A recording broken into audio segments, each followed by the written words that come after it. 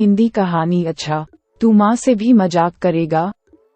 तेनालीराम की कहानी कोई 600 वर्ष पुरानी बात है। विजयनगर का साम्राज्य सारी दुनिया में प्रसिद्ध था। उन दिनों भारत पर विदेशी आक्रमणों के कारण प्रजा बड़ी मुश्किलों में थी। हर जगह लोगों के दिलों में दुख, चिंता और गहरी उधेड़ बुन थी। पर विजयनगर के प्रतापी राजा कृष्णदेव राय की कुशल शासन व्यवस्था, न्यायप्रियता और प्रजा वत्सलता के कारण वहां प्रजा बहुत खुश थी। राजा कृष्णदेव राय ने प्रजा में मेहनत और सद्गुणों के साथ साथ अपनी संस्कृति के लिए स्वाभिमान का भाव पैदा कर दिया था।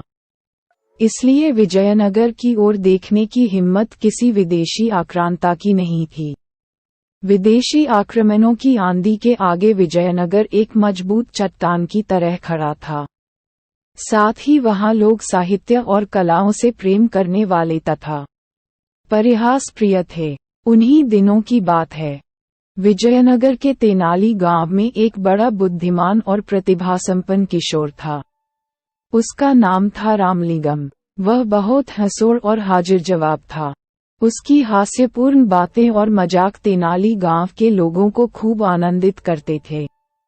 रामलिंगम खुद ज्यादा हंसता नहीं था, पर धीरे से कोई ऐसी चतुराई की बात कहता कि सुनने वाले हंसते हंसते लोटपोट हो जाते।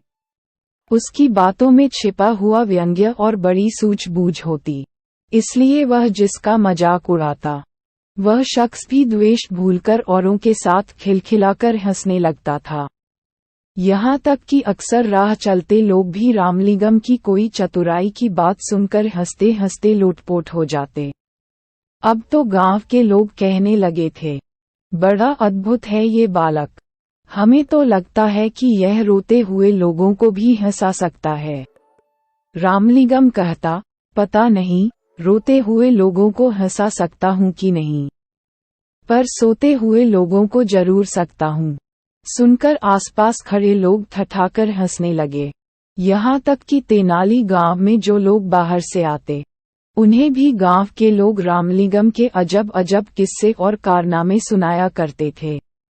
सुनकर वे भी खिलखिलाकर हंसने लगते थे और कहते, तब तो ये रामलिंगम सचमुच अद्भुत है। हमें तो लगता है कि ये पत्थरों को भी हंसा सकता है।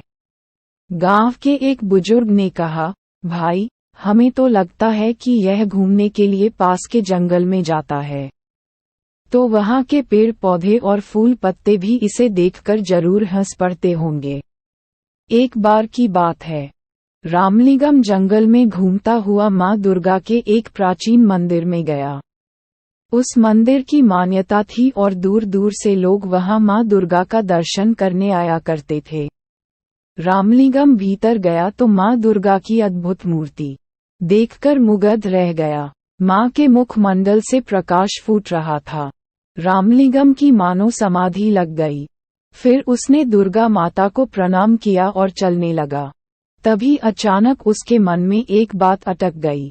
मां दुर्गा के 4 मुख थे, 8 भुजाएं थीं। इसी पर उसका ध्यान गया और अगले ही पल उसकी बड़े जोर से हंसी छूट गई। देखकर मां दुर्गा को बड़ा कौतुक हुआ। वे उसी समय मूर्ति से बाहर निकलकर आईं और रामलिंगम के आगे प्रकट हो गईं। बोलीं, बालक, तू हंसता क्यों है? रामलिंगम मां दुर्गा को साक्षात सामने देखकर एक पल के लिए तो सहम गया, पर फिर हंसते हुए बोला, क्षमा करें मां, एक बात याद आ गई, इसीलिए हंस रहा हूँ। कौन सी बात? बता तो भला, मां दुर्गा ने पूछा। इस पर रामलिंगम ने हंसते हंसते जवाब दिया, मां, मेरी तो सिर्फ एक ही नाक है, पर जब जुकाम हो जाता है तो मुझे बड़ी मुसीबत आती है। आपके तो 4 मुख हैं और भुजाएं भी 8 हैं, तो जब जुकाम हो जाता होगा तो आपको और भी ज्यादा मुसीबत। रामलिंगम की बात पूरी होने से पहले ही मां दुर्गा खिलखिलाकर हंस पड़ी। बोली, हट पगले, तू मां से भी मजाक करता है।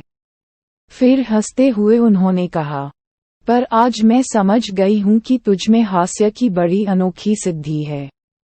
अपनी इसी सूझबूझ और हास्य के बल पर तू नाम कमाएगा और बड़े बड़े काम करेगा। पर एक बात याद रख, अपनी इस हास्य वृत्ति का किसी को दुख देने के लिए प्रयोग मत करना। सबको हंसाना और दूसरों की भलाई के काम करना। जा, तू राजा कृष्णदेव राय के दरबार में जा, वही तेरी प्रतिभा का पूरा सम्मान करेंगे। उस दिन रामलिंगम दुर्गा माँ के प्राचीन मंदिर से लौटा, तो उसका मन बड़ा हल्का फुल्का था। लौटकर उसने माँ को यह अनोखा प्रसंग बताया। सुनकर माँ चकित रह गईं। और फिर होते होते पूरे तेनाली गांव में ये बात फैल गई कि रामलिंगम को दुर्गा माँ ने बड़ा अद्भुत वरदान दिया है। ये बड़ा नाम कमाएगा और बड़े बड़े काम करेगा। उसके साथ ही साथ तेनाली गांव का नाम भी ऊंचा होगा।